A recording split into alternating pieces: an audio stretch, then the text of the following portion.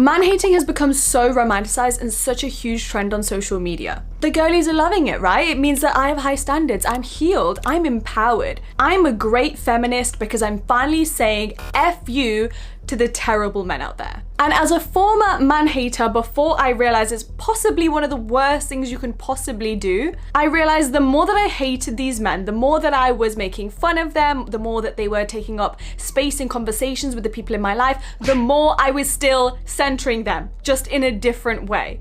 And that's gross. And it actually gets to a point where you have to ask yourself the question, have I actually decentered men, or have I just changed the way I'm obsessed with them? Now don't get it twisted, I am not here to sympathize with the men, okay? I am not here to excuse their bad behavior. That is all still very real, that is all still very valid, especially your feelings of anger. However, I am done with the whole trend and romanticization of branding ourselves as men haters, of talking about it constantly, of making fun of them, because your energy is too valuable, too precious, and too important to be centered around people that you claim not to care about. I want to flip this entire trend on its head, and I'm going to go through 8 points in this video as to how it's harming you, how you can stop, and how you can actually build the most self-obsessed, woman-coded mindset possible, because that's the ultimate goal, to be so indifferent to these men and our feelings toward them, and instead just focus on ourselves. Now I'm here to call you out. You are not decentering men if they are still the topic of your every conversation. Don't you think it's funny that all the women you may know in your real day-to-day life, or even the creators and the people online that are always talking about decenter men this, and men are trash this, and men are terrible, and this is why I'm a man-hater,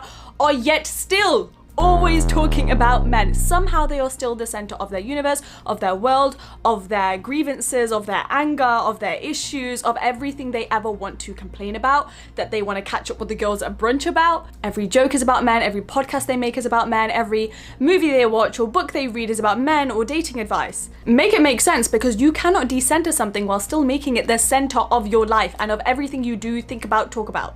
And you have to remember, the opposite of love isn't hate. Hatred doesn't mean detachment, because hatred is still emotional investment into that thing or into that person, and it's a very intense one at that, because hatred is such a negative, intense emotion. The opposite of love isn't hate, it's indifference. Because think about the people on this planet that you genuinely don't give a F about, you do not care about. I'm sure no one even popped into your head just then when I asked the question, right? Because they don't take up any real estate up here. You don't analyze them, you don't complain about them, they're not the topic of your conversations when you're out at brunch with the girls. You don't rant about them, you don't create content about them, you don't consume content about them. You barely think about those people, and yet the man-haters can't relate. And it's confusing, because hate makes you feel like you're moving in the right direction. You've rejected this thing, you are publicly showing and always feeling and presenting as, I am against this thing, I don't like it, I am super against it, and that's the energy I'm gonna exude all the time. And listen, I'm not saying women thinking about men is the problem, because the harsh reality of our lives is we have to think about men. We have to think about men when we're walking alone somewhere at night, when we date, when we're in the workplace, even online if they're harassing us or commenting something. Men really do impact women's lives, and that is a problem for us to solve. So I'm not saying you can't think about them or have valid anger and frustration towards the situation. I'm saying do not build your identity around it. I have met too many people who have, and I can see how much it damages their mindset and what they attract to their life as a result of it. And honestly, behind the front and the identity of a man-hater is honestly just very real pain.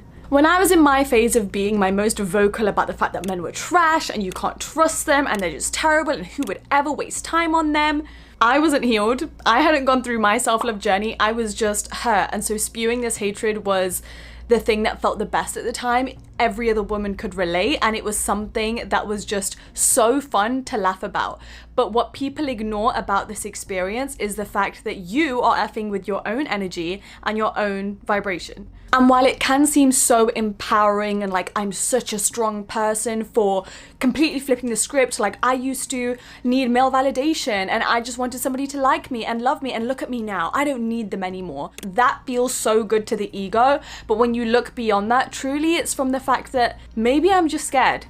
Maybe I'm terrified of being betrayed, like I've seen the other women in my life experience, like what I saw my mother go through. Maybe I've now become so avoidant in my attachment style because distance feels like the safest thing I can possibly do for myself. which is not true, the more I criticize that man or just complain about men in general, I feel more protected, because then I know it's my doing and it's my choice as to why I'm not having good experiences with them. It's because I don't want them. And once you have gone through that healing process, which by the way, I have so many dedicated videos to on my channel if you want to get further into that with practical advice. Once you go through that, you just stop caring so much and you're not operating from this place of trauma and fear and pain. It's like, I'm open if something happens. I'm also fine and open if something doesn't. Either way, I'm pouring into myself and my life is going on pretty well regardless. Man-hating has officially become the most socially acceptable avoidance strategy. I'm here to call you out because I want you to be self-aware so that you can become the best version of yourself, so that you're not blocking things in your path because you're refusing to recognize what's actually going on and taking a real look at yourself. This was one of the hardest things I ever had to do in my journey, because while I was screaming men are trash, and I was actually dating people that were treating me well and with respect, because of my mindset and me operating through every real bad experience I'd been through, I wasn't even allowing myself to see the person that was right in front of me.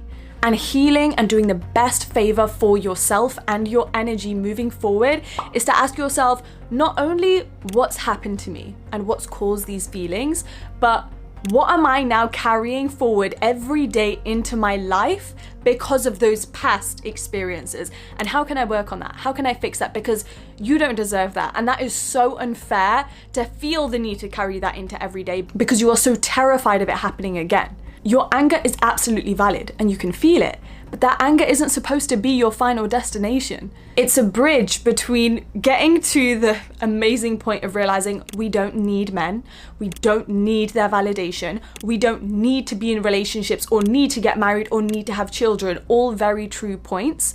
Once you get to that bridge and you're like, oh my God, actually I love myself and I don't need to worry about a man's preferences of what he would like or whether a woman should wear makeup or how she would dress and all of their stupid opinions that they have. Instead, I can focus on what I want to do. And so I'm not angry anymore. I'm not focusing on everything they're doing wrong because I'm so detached from it now. There's no anger I need to focus on when there's so much joy and abundance that comes from me. You're not gonna like this one, but man-hating is literally just another version of pick-me behavior. There are so many women that have built the superiority complex around being a man-hater. It's why it's all they talk about in their social circles. You'll literally see them look down on the women that are in relationships because they're that strong in their belief of being a man-hater and the fact that that is the way forward. And not only is that such a negative and toxic place to be in your life on a day-to-day basis, that you are judging other people's choices because your hatred of a gender is so strong, but also it builds this complex of I'm not like other girls. I'm better than other girls because my standards are way higher than yours because I've gotten to a place that you couldn't get to. I'm so above all this. It becomes this identity that then you become so fixated on, and that's what keeps you in this loop and this cycle of I am a man-hater, and that is the label that I'm attaching myself to. And the truth of the matter is, while it might feel amazing, that self-worth and that confidence and that superiority is still coming from comparison. You're still looking at the girls who maybe are not quite there in their journey yet, okay? Maybe they're still kissing a few frogs, maybe they're still learning the lessons, but you're judging them or you're seeing how other people are living their life and you are convinced that because you are hating on men, you are so much better. That is still insecurity. In a world full of so many pick-me's, the girls that are performing for male validation, the girls that are literally putting other women down for male validation, don't be a man-hater to oppose that. Be self-obsessed. It's literally the only answer where all women win. You don't have to prove to anybody these amazing lessons you've learned about why you would never date and why other people shouldn't date, or what you've mastered that they couldn't and that they are just shooting themselves in the foot and they're not evolved enough. Just focus on being the woman you want to be, and that's you being self-obsessed. This one might surprise you. Now, the red pill community online, aka those toxic men with podcast microphones, aka the manosphere, versus man-haters think that they're opposites.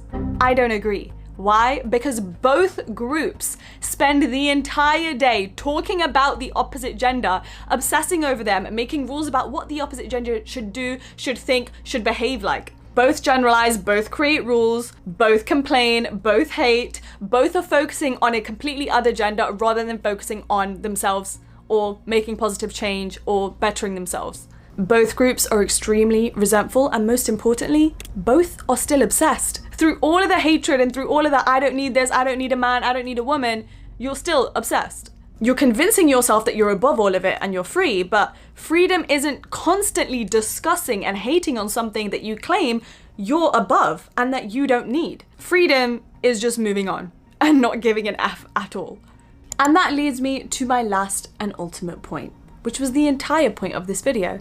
And that is, the self-obsessed woman simply has better things to do than all of this. I don't care what men think, I don't care what men want me to do, I don't care how men view me, I don't care about the trends as to whether women should be trad wives or whether they're too overly ambitious or too outspoken or don't dress well enough, because self-obsession has finally given me the freedom to make my own choices and fall in love with them without needing to compare to anybody else or reference anybody else's preference on this planet. I'm reading books, I'm making friendships, I've got relationships outside of the romantic world, or if you do have a romantic relationship, you are pouring into that, you're trying to make that the healthiest, most transformative relationship where you can grow together and continue bonding and learning about each other.